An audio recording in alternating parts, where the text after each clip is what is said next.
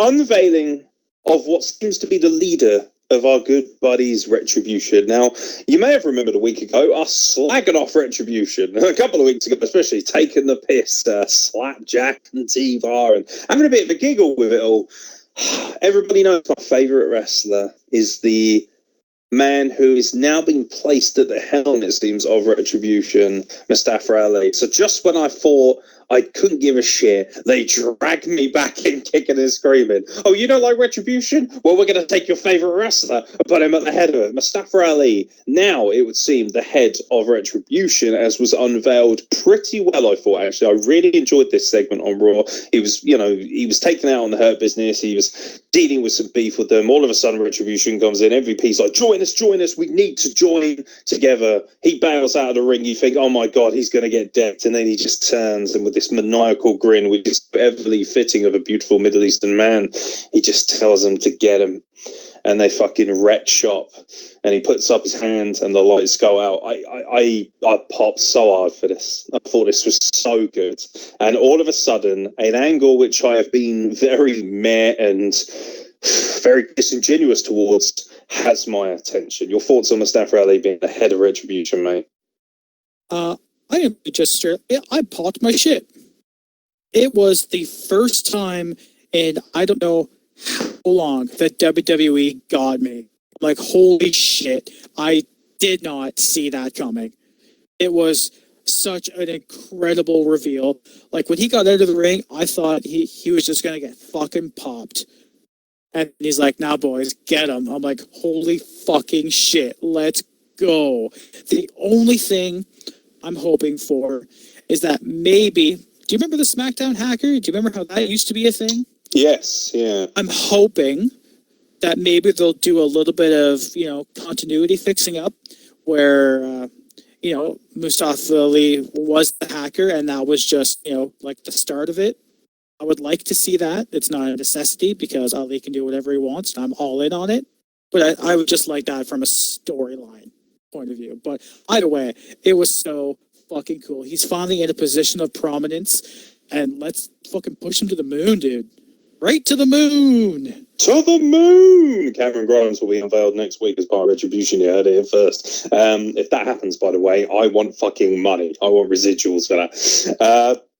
Something that really excites me about this, beyond the fact that it's Mustafa Ali getting a push, everybody knows that I'm half Egyptian. I have Middle Eastern family. I'm very proud of my Middle Eastern heritage. And also, I have been a real spokesperson for the enforcement and enhancement of Middle Eastern wrestlers. I believe that it has been, I believe the last time we had a prominent champion of Middle Eastern descent was the Iron Sheik. That was back in 1984, if I'm not too incorrect.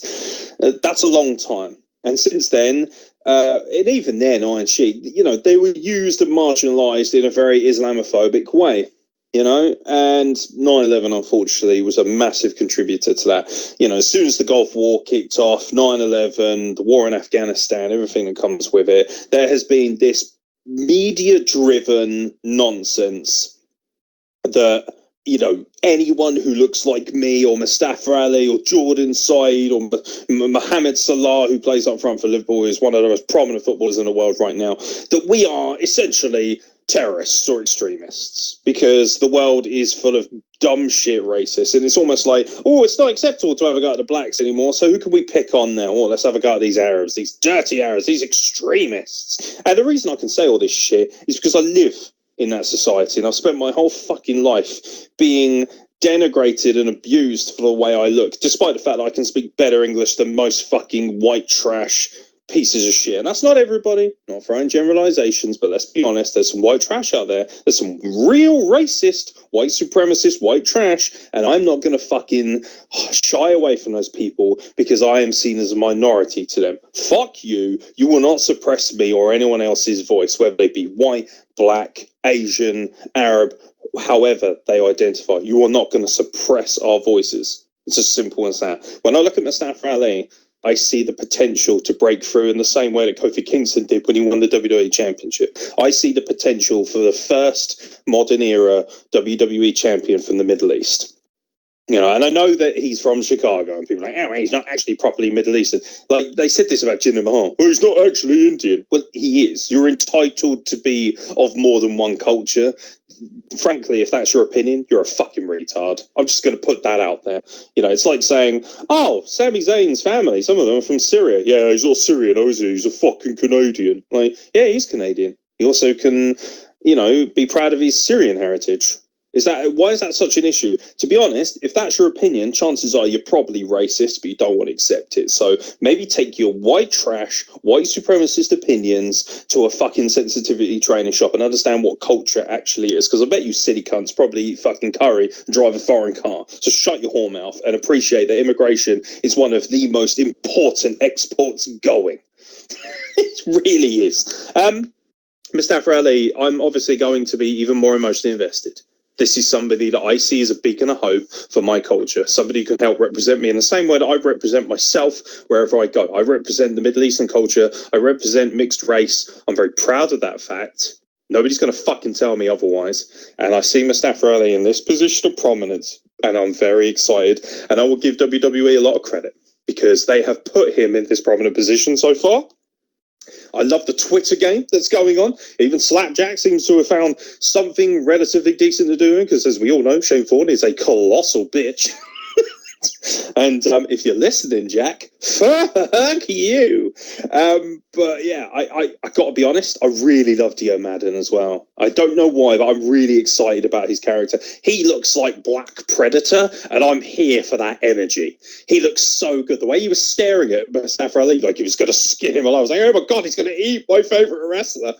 I like him. I'm a big fan of his as well, and I think he could really... And of course, you've got Mercedes Martinez and Mia Yim, two very credible women's wrestlers. I think if you put the prominence and the feature on the more celebrated characters and then everybody else is kind of like an extra, I think you've got something here. I'm excited about it. And hopefully it won't be like the Nexus where it just gets buried in 2 weeks by John Cena.